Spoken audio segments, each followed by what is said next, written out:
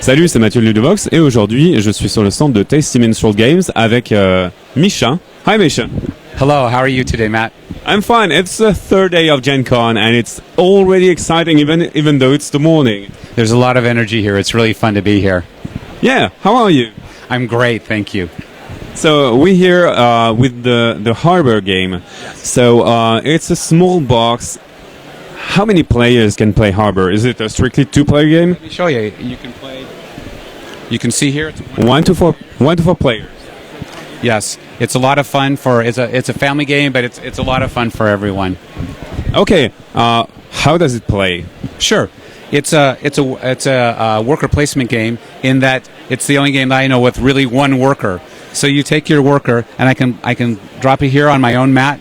I take the action that it says here. What I'm trying to do is gain resources. As you can see here, we have lumber, we have livestock, there are fish, and there are stones. And what you're trying to do is acquire those so that you can ship them, and then you can buy these buildings.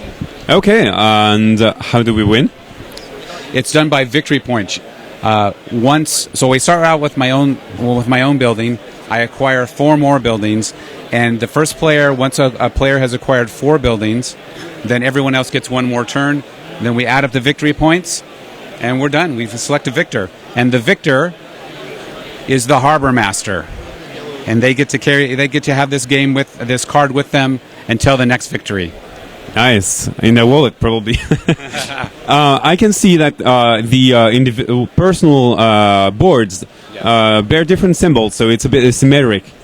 Yes. So let me go over those. As you can see here, there's an anchor, and what that means is, for example, if I have this card here, the number of resources I get is based on the number of anchors I have. So I have my own anchor to start with, and then as I acquire buildings, I will want to acquire buildings with anchors so I can get more resources.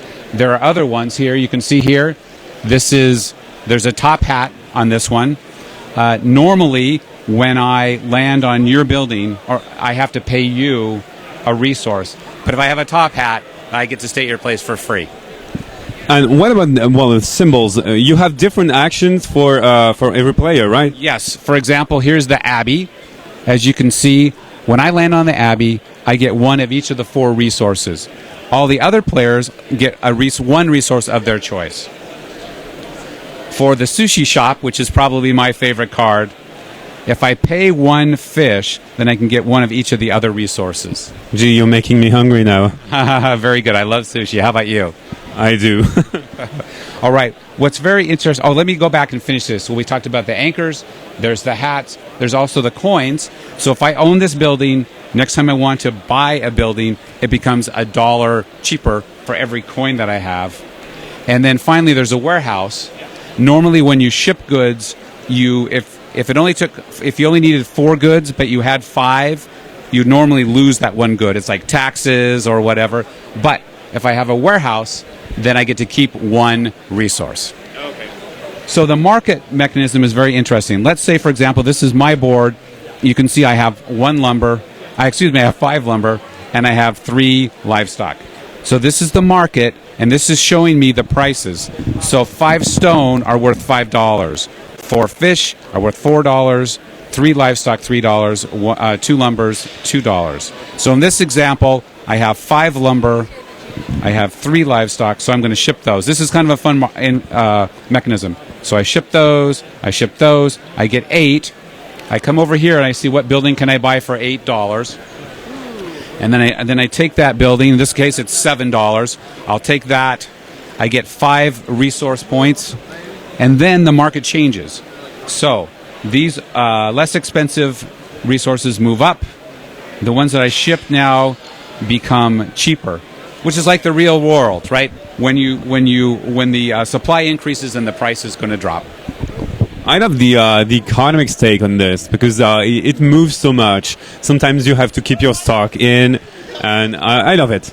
Yes, it's a lot of fun. And in fact, some of the cards, as you can see, some of the cards allow you to move the market around on your turn as well. So if you wanted to have livestock, and now livestock is cheap, you can move the market around so livestock becomes expensive again. Then you can ship your goods and get more money for it. Sure. Well, thank you very much for the overview of Harbour. It was exceptionally clear, and I guess it's fun to play. And worker placement with only one worker, win. It's really fun. Thank you, Mischa, for taking the time. And last but not least, do you speak any French? Je ne parle pas français. That's tricky. Thanks. Salut, à bientôt sur Ludovox.